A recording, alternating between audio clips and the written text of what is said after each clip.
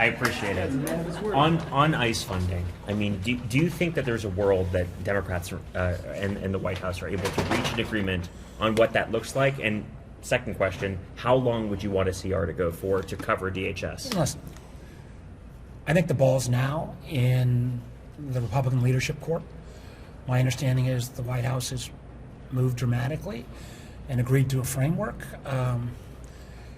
Nobody's going to trust anybody, so it's going to be trust but verify and see what the leader lays down.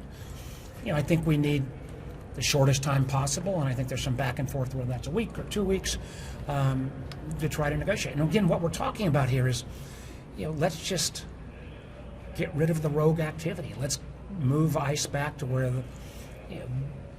they identified themselves. They weren't traveling in roving bands without warrants.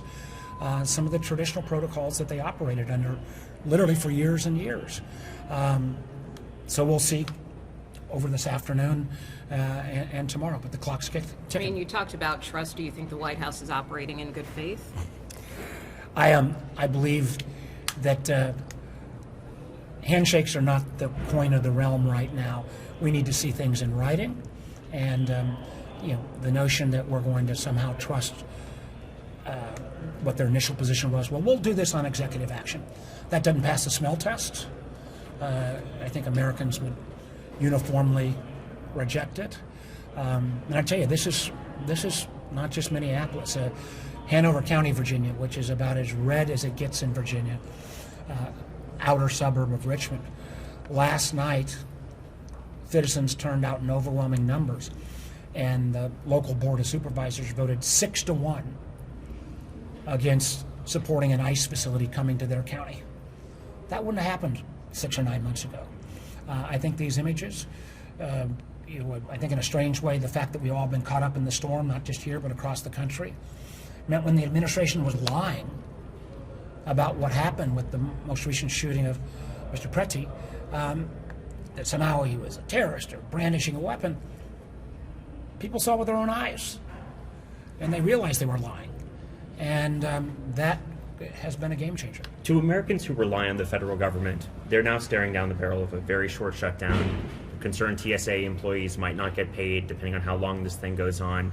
What's your message to Americans who are worried to see another government shutdown, even if it just lasts the weekend or a little longer? Listen, I wish we'd have seen movement from our Republican friends beforehand. We knew this was going to be an enormous issue. You know, after the activity over the last few weeks in Minneapolis, particularly after the second killing. You know, I will make clear that the TSA workers, if there's a short-term shutdown, they will be paid back. That is ensured.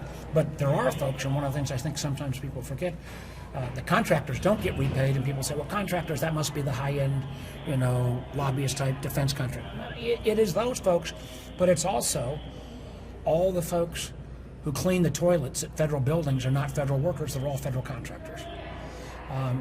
And they wouldn't get repaid. So that's why, you know, let's bring this to a head, let's get this done, have a path towards reforms, and move forward. And then briefly on another matter with respect to your committee intel, I know you put forth a request for a briefing from ODNI today. Have you heard back from them? Do you expect a briefing? What happened in Atlanta yesterday, I got a lot of questions. We all know that President Trump is obsessed about the fact that he lost Georgia and he lost the 2020 election. But the idea that almost 6 years later, he's trying to push Justice Department to confiscate voting records is more than bizarre. You layer on top of that, and I'm trying to get all the information now. My understanding is the FBI head of the field office in Atlanta has either quit or been fired. I want to find out what happened there. Was that because the FBI doesn't think this was a legitimate investigation? And normally, you know, if there is going to be an investigation, the person who signs the request for the warrant is the U.S. attorney from the jurisdiction. Well, it's not a U.S. attorney from Georgia that signed it, it's a U.S. attorney from Missouri. What the heck is going on? And you hear from the election officials in Fulton County, they have no idea where their data, their information has gone to. Is it safe? Is it secure? Is this an effort to intimidate in terms of 2026 elections. One of the things I'm concerned about on the roving ICE agents, I don't want roving gangs of ICE agents showing up at polling stations. That would obviously intimidate voters. And then you got the question of what in the heck is Tulsi Gabbard doing? The FBI has said they didn't invite her. You know, the job of the Director of National Intelligence is to look at foreign interference in our elections.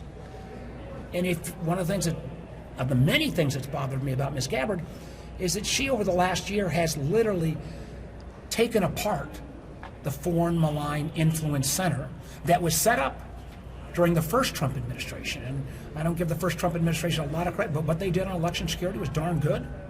But the fact that she dismantled that, trying to ignore about influence, and now is showing up. So if there's any evidence of foreign interference, she's clearly broken her obligations as director of DNI to tell the intelligence community, because we've heard none of this. Or is this just an effort, a kind of a pathetic effort to try to appeal to her boss and get back in his good graces, to feed into his obsession?